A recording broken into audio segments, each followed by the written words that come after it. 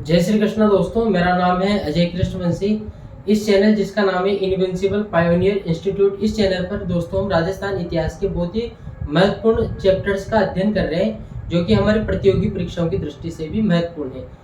इसी चैनल पर दोस्तों हम अगर राजस्थान के प्रमुख राजवंशों की बात करें तो मेवाड़ के गोइल वंश, इसके अलावा जयपुर के कच्छावा राजवंश, इसके अलावा दोस्तों जोधपुर के राठौड़ राजवंश की चर्चा हम कर चुके हैं। आज हम शुरुआत करने जा रहे हैं दोस्तों बीकानेर के राठौड़ राजवंश की। आज हम शुरुआत करने जा रहे हैं, तो बिना टाइम वेस्ट किए चर्चा को प्रारंभ करते हैं। दोस्तों बीकानेर के राठौड़ राजवंश का मूल पुरुष माना जाता है या आदि पुरुष माना जाता है राव सिंह को।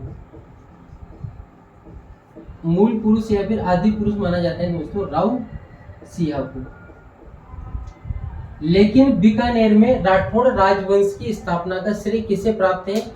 तो वो प्राप्त है दोस्तों राव बीका को। यानी कि राव बीका ने बीकानेर में राठौड़ राजवंश की स्थापना की। कब की, कैसे की, सारी परिस्थितियों की हम वन बाय वन सीक्वेंस उनके अभी गहराइयों को हम देख लेंगे। सारी चीजों को वन बाय वन हम देखने की कोशिश करेंगे।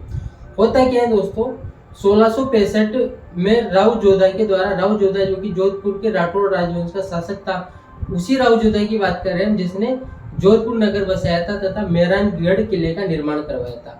उसी राव जोधा का पुत्र था दोस्तों राव बीका। लेकिन राव जोधा के द्वारा राव बीका का अपमान किया जाता है, इनको ताना मारा जाता है। तब राव बीका जोधपुर छोड़ देते हैं और जोधपुर छोड़कर राव बीका आ जाते हैं दोस्तों जांगल प्रदेश या फिर राती घाटी में। कब आते हैं? 1665 में आ जाते हैं, 1465 में आ जाते हैं, अपने चाचा के साथ आ जाते हैं।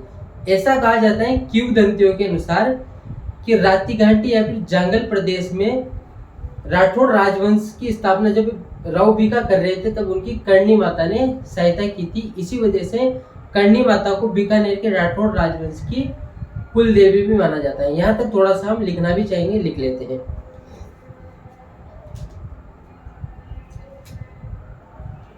बीकानेर में दोस्तों राठौड़ राजवंश की स्थापना किसने की? राव बीका ने की।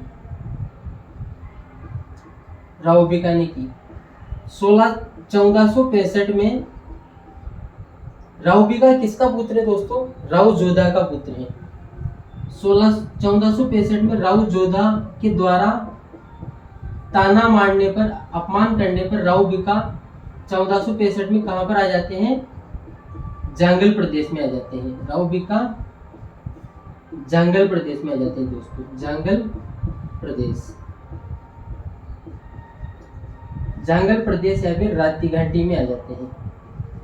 इसी जांगल प्रदेश तथा राती घाटी को जब बीकानेर शहर की स्थापना हो गई थी 1488 ईस्वी में, तब दोस्तों इसी जांगल प्रदेश तथा इसी राती घाटी को बीकानेर के नाम से जाना जाने लगा था। 1465 में ये यहाँ पर आ जाते हैं। उसके बाद में क्या होता है दोस्तों, यहाँ पर आने के बाद में राव बीका ये देखते हैं कि यहाँ पर खींची राजपूत, इसके अलावा भाटी राजपूत, इसके अलावा चौहान राजपूतों में काफी फूट है, जिसके कारण शासन और प्रशासन व्यवस्था का, शासन तथा प्रशासन व्यवस्था बहुत ही बदहाल स्थिति में है। तब राव जोधा खींची भाटी तथा चौहान राजपूतों की फूट का फायदा उठाते हुए दोस्तों अनेक सारे गांवों पर अधिकार कर लेते हैं। इनमें फूट का फायदा उठाते हुए राव बीका अनेक सारे गांवों पर अधिकार कर लेते हैं, अनेक गांवों पर अधिकार कर लेते हैं। इसके अलावा दोस्तों राव बीका अपनी स्थिति मजबूत करने के लिए पुंगल के शासक या फिर पुंगल के जो पुंगल पर जो जिनका अधिकार था उनका नाम है दोस्तों राव शेखा।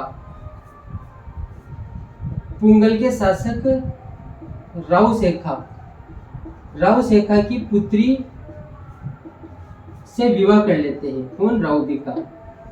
यानी कि जांगल प्रदेश में आने के बाद में खींची भाटी चौहान अनेक राजपूतों की फूट का फायदा उठाते हुए राव बीका के द्वारा अनेक सारे गांवों पर अधिकार कर लिया जाता है। उसके पश्चात राव बीका अपनी स्थिति मजबूत करने के लिए पुंगल के शासक राव शेखा की पुत्री से विवाह कर लेते ताकि उनकी सामरिक स्थिति और अधिक मजबूत हो जाए। ऐसा कहा जाता है दोस्तों जब ये सारा घटनाक्रम घटित हो रहा था तब करणी माता ने राव बीका की सहायता की थी। ऐसी किंवदंतियों में इस प्रकार का वर्णन हमें देखने को मिलता है। इसके अलावा दोस्तों 1488 ईस्वी में राव भिका के द्वारा बीकानेर के देशनोक में करणी माता के मंदिर का निर्माण करवाया जाता है। देशनोक में करणी माता के मंदिर का निर्माण करवाया जाता है। करणी माता मंदिर का निर्माण करवाया जाता है। करणी माता मंदिर का निर्माण करवाया जाता है। और दोस्तों इनके द्वारा जो मंदिर का निर्माण करवाया गया था, ये करणी माता का मूल मंदिर था। कैसा मंदिर था ये? करणी माता का दोस्तों मूल मंदिर था। लेकिन वर्तमान में जो हम मंदिर देखते हैं देशनोक में करणी माता का, उसका निर्माण सूरत सिंह के द्वारा करवाया गया था। किसके द्वारा करवाया गया था? वर्तमान में जो हम मंदिर देखते हैं उसका निर्माण सूरत सिंह के द्वारा करवाया गया था। इसकी चर्चा भी हम बाद में कर लेंगे, सूरत सिंह की चर्चा भी हम बाद में कर लेंगे। फिलहाल मैं आपसे ये कह रहा हूँ दोस्तों, ऐसा कहा जाता है कि 1488 में राव भिका के द्वारा करणी माता के आशीर्वाद से बीकानेर नगर की स्थापना की गई। इस प्रकार बीकानेर राठौड़ सत्ता का दूसरा केंद्र बन गया था और इस कार्य में करणी माता ने राव भिका की सहायता की थी। इसी वजह से राव भिका ने देशनोक जो कि बीकानेर में ही, वहां पर करणी माता का मंदिर बनाया था। वो करणी माता का मूल मंदिर है और वर्तमान जो मंदिर हम देखते हैं देशनोक बीकानेर में, उसका निर्माण सूरत सिंह के द्वारा करवाया गया था। राव भिका के बाद में बीकानेर का शासक बनता है दोस्तों। इनका अगर हम शासन काल लिखना चाहे तो हम लिख सकते हैं दोस्तों, हालांकि ज्यादा महत्वपूर्ण नहीं है। 1465 से 1504 तक इन्होंने जांगल प्रदेश पर शासन किया और ये जांगल प्रदेश, ये राती घाटी, जब 1488 में बीकानेर नगर की स्थापना हो गई थी, तब यही राती घाटी, यही जांगल प्रदेश दोस्तों बीकानेर के नाम से जाना जाने लगा। वर्तमान तक इसे हम बीकानेर के नाम से जानते हैं। राव भिका के बाद में बीकानेर का शासक बनता है दोस्तों राव नराव।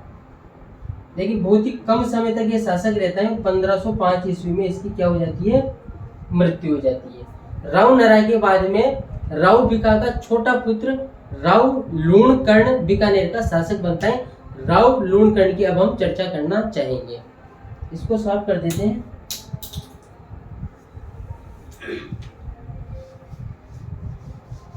मेरे कमरे को सजाने की तमन्ना है तुम्हें, मेरे कमरे में चंद किताबों के सिवा कुछ और नहीं। दोस्तों प्रसिद्ध शायर जॉन एलिया का ये शेर वर्तमान परिस्थितियों में, जब कंपटीशन का बहुत ज़्यादा माहौल है, उन परिस्थितियों में ये शेर काफ़ी महत्वपूर्ण भी है। क्या शेर बोला खुदरंग जॉन एलिया ने कि मेरे कमरे को सजाने की तमन्ना है तुम्हें, मेरे कमरे में चंद किताबों के सिवा कुछ और नहीं।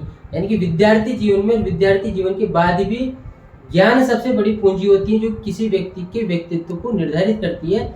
हमेशा ही हमें हमारे नॉलेज को बढ़ाता रहना चाहिए ताकि हम किसी भी परिस्थितियों में, उन परिस्थितियों को ढलने में हमें आसानी हो। जब हम दोस्तों पढ़ने की बात करते हैं तो पढ़ने का मतलब केवल जो हमारे सिलेबस में है, जिस एग्जाम की हम तैयारी कर रहे हैं उसी पढ़ने तक सीमित रहने की मैं आपसे बात नहीं कर रहा हूँ। इसके अलावा हमें साहित्य का भी अध्ययन करना चाहिए, क्योंकि साहित्य समाज का दर्पण होता है, अतीत का भी दर्पण होता है। साहित्य से एक तरीके से हम बीते हुए कल, आने वाले कल तथा वर्तमान से रूबरू हो सकते हैं। इस वजह से हमें साहित्य की तरफ भी थोड़ा रुझान रखना चाहिए। लेकिन फिलहाल अगर आप किसी भी प्रतियोगी परीक्षा की तैयारी कर रहे हो तो आपका सारा फोकस आपके सिलेबस पर ही होना चाहिए। उसके बाद की बातें हैं साहित्य वगैरह सब कुछ। थोड़ा टाइम पास जरूर हो गया अपना, लेकिन अब शुरुआत करते हैं दोस्तों। राव लूणकर्ण, राव लूणकर्ण का शासन रहता है दोस्तों 1505 से 1526 तक। राव लूणकर्ण राव भिका का छोटा पुत्र था, जो कि राव नरा की मृत्यु के पश्चात बीकानेर का शासक बना था। दोस्तों इसने नागौर के शासक मोहम्मद खां को पराजित किया था। नागौर के शासक मोहम्मद खां को इसने पराजित किया था। मोहम्मद खां को इसने क्या किया था? पराजित किया था। राव लूणकर्ण के द्वारा नागौर के शासक मोहम्मद खां को पराजित किया गया। इसका वर्णन कहां पर मिलता है दोस्तों? बिट्टू सुजा के ग्रंथ राव जेतसी रोचंद बिट्टू सुजा के ग्रंथ राव जयसिरोचंद में इस युद्ध का वर्णन मिलता है, जिस युद्ध में राव लूणकर्ण के द्वारा नागौर के शासक मोहम्मद खां को पराजित किया गया था। दोस्तों बिट्टू सुजा के ग्रंथ राव जयसिरोचंद में ही राव लूणकर्ण को कलयुग का कर्ण कहा गया है, यानी कि राव जयसिरोचंद इसी ग्रंथ में राव लूणकर्ण को बिट्टू सुजा ने क्या कहा है, कलयुग का कर्ण कहा है, कलयुग का कर्ण कहा है। इसके अलावा दोस्तों जयसोम ने एक ग्रंथ लिखा था जिसका नाम है दोस्तों कर्म चंद्र वंशोकीर्ति महाकाव्य। कौन सा ग्रंथ लिखा? कर्मचंद्र वंशोकीर्ति महाकाव्य जयसोम ने ये ग्रंथ लिखा। जयसोम ने अपने इस ग्रंथ में भी राव लूणकर्ण की तुलना महाभारत के कर्ण से की है दानशीलता के मामले में, यानी कि जयसोम ने दानशीलता के मामले में बीकानेर के शासक राव लूणकर्ण की तुलना महाभारत के कर्ण से की है। इसके अलावा दोस्तों राव लूणकर्ण के द्वारा बीकानेर में लूणकरणसर झील का निर्माण करवाया गया। लूणकरणसर झील का निर्माण करवाया गया था। ये जानकारी भी आप जरूर ध्यान में रखना। एक बार फिर से इस घटनाक्रम को रिपीट कर देता हूँ दोस्तों में। बिट्टू सुजा ने अपने ग्रंथ राव जयसिरोचंद में राव लूणकर्ण के लिए किस शब्द का इस्तेमाल किया है? कलयुग का कर्ण। बिट्टू सुजा ने अपने ग्रंथ राव जयसिरोचंद में राव लूणकर्ण जो कि बीकानेर का शासक था उसके लिए कलयुग का कर्ण शब्द का इस्तेमाल किया है। इसके अलावा जयसोम का जिक्र भी हम कर चुके हैं। 1488 में बीकानेर नगर की स्थापना किसने की थी दोस्तों? राव बीका ने की थी। और बीकानेर में राठौड़ राजवंश की स्थापना का श्रेय किसको प्राप्त है? राव बीका को ही प्राप्त है। ये सारी जानकारी आज हमने चर्चा की है। दोस्तों ये जो क्लास है आज हमारी बीकानेर के राठौड़ राजवंश से संबंधित, ये केवल एक इंट्रोडक्शन क्लास है जिसमें हम संस्थापक और थोड़ी कुछ और जानकारियां मैंने आपके साथ साझा करने की कोशिश की है।